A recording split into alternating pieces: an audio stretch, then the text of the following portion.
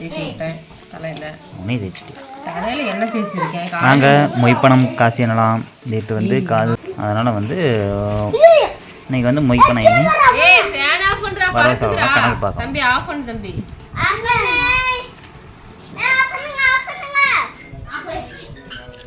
டேய் பேனை கழட்டு வந்துட போதும் கம்முன்ட்டுருந்தா எடுத்து போடு. இதுதான் உட்காந்து வந்து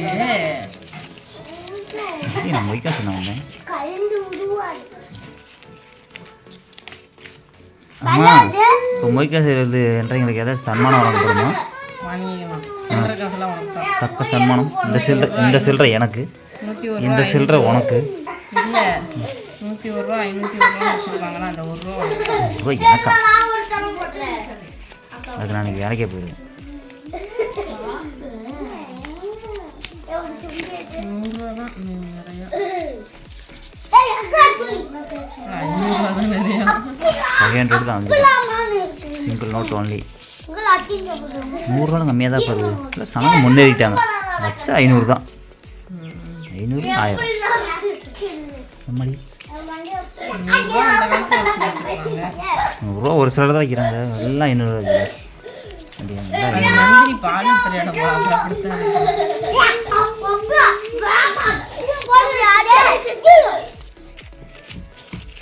அந்த போடு. யாரும் வரல.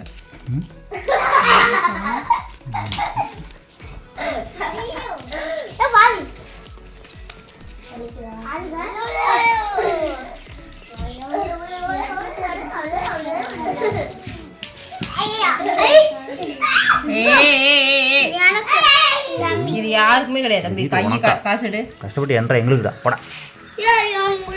அதான் தொடக்கூடாது யாருமே. அத்தையும் தம்பி கம்மனு தம்பி.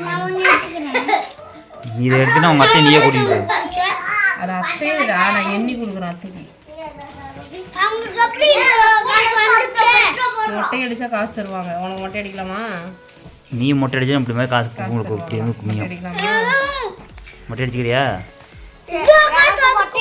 ஆமா எங்க அப்பாவோட வேலை செய்யறதுக்கு காசு தந்தாங்க. ஆமாம் ஆமா எனக்கு காசு கொடுத்தப்பா. இந்த இவனுக்கு தான் மொட்டை அடித்தாங்க, இவ்வளோ காசு வந்துருக்குது. அதே மாதிரி உனக்கு மொட்டை அடித்தா இவ்வளோ காசு வந்துடும். இப்படி போட முடியும்.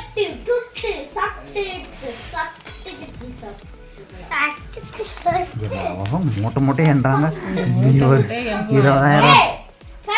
20,000 காசு என்றதுக்கு அது வராது.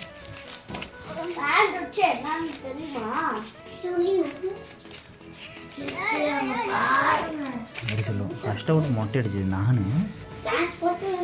காசு யாருக்கு? இப்போ பங்கு பிரிக்கலாமா? 1 ரூபா சில்லறை 2 ரூபா வச்சுருக்கோம்.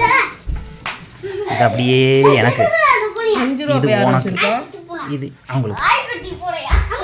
5 ரூபா யார் வச்சுருப்பா? என்னமா சில்லறையிலையும் வைக்க வேண்டியதான்.